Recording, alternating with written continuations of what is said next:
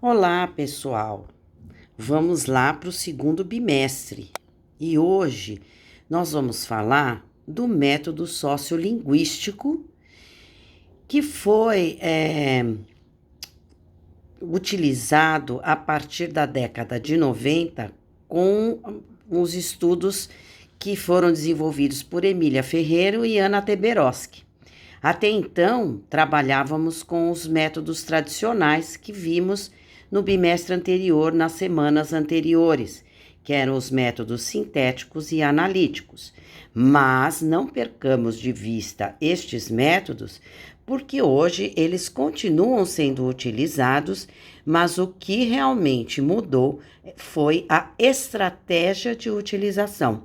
São novos procedimentos metodológicos para ensinar a criança nesta fase de alfabetização. Então vamos falar um pouquinho de Emília Ferreira e Ana Teberoski.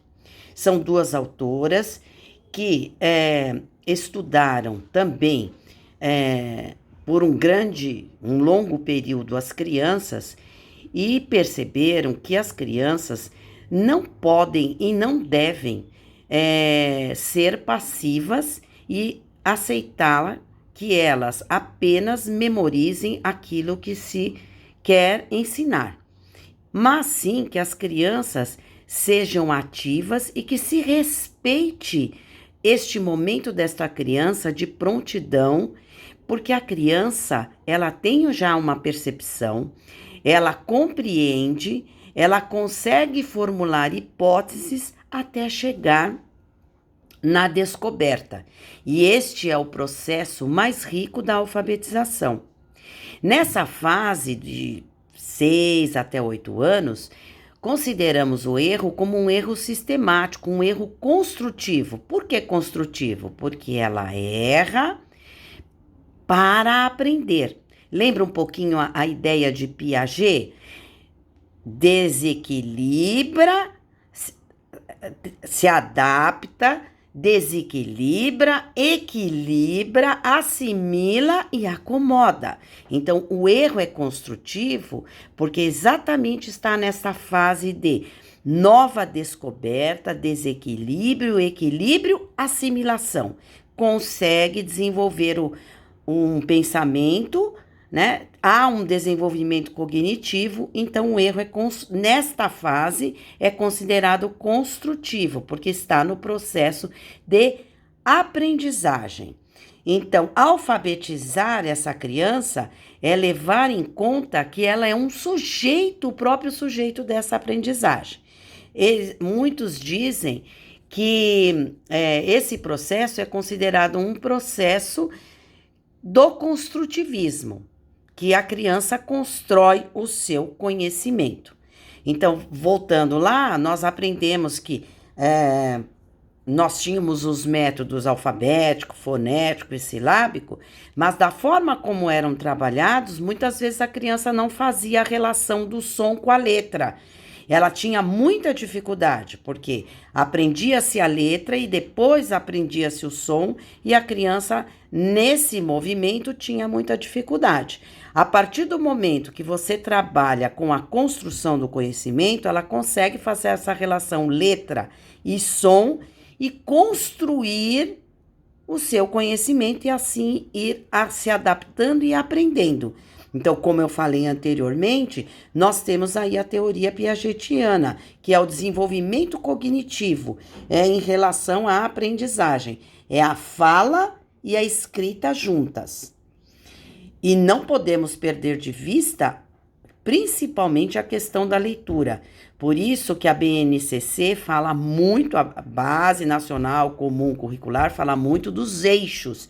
Que eixos são esses? Leitura, escrita, oralidade, os conceitos linguísticos e gramáticos, né? E também, principalmente, a leitura literária, porque são 5 eixos que fazem a criança se desenvolver, aprender e aí, consequentemente, ela pode passar isso pro cotidiano, para a função social da língua e conseguir se desenvolver muito bem na fala, na escrita e na vida. Então, aprender a ler e escrever é uma nova visão. Então, são variáveis. A gente aprende a questão da lateralização espacial, da discriminação visual, auditiva, da coordenação visomotora, da boa articulação. Tudo isso é muito bem trabalhado.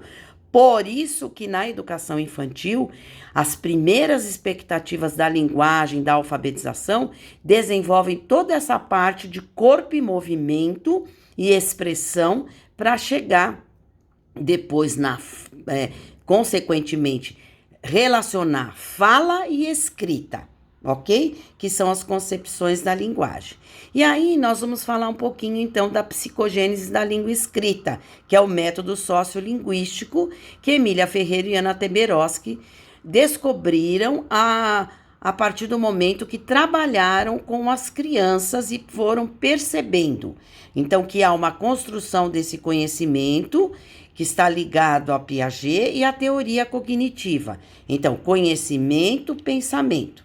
A partir daí, elas desenvolveram 5 níveis estruturais que levam a criança à aprendizagem.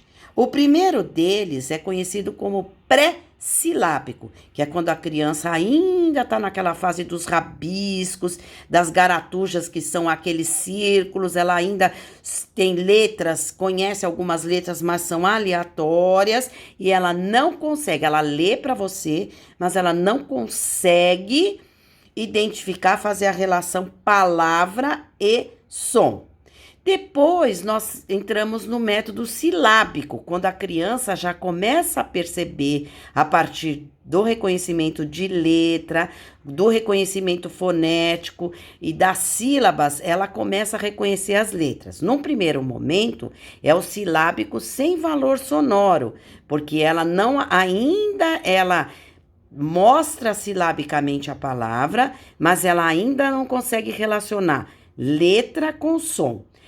Mas esse processo de construção leva ao reconhecimento da letra com o som, que é o silábico com valor sonoro, até chegar no último processo, que é o silábico alfabético.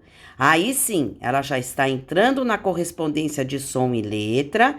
Num primeiro momento, ela vai trabalhar o silábico alfabético, porque ela ainda vai misturar um pouquinho vogais e consoantes, até chegar efetivamente no alfabético, quando ela consegue desenvolver bem a escrita relacionando com a fala, e é nesse momento que a gente começa a trabalhar com o erro, sim, e começa a trabalhar efetivamente a adequação da gramática, da ortografia e da pontuação.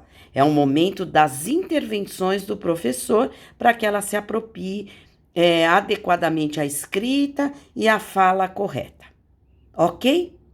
Então, espero que vocês tenham entendido bem esse processo e que, a partir desta semana, vamos nos apropriar melhor desse processo de alfabetização, entender o método sociolinguístico, para depois fazer as relações com o professor, a criança e a sala de aula.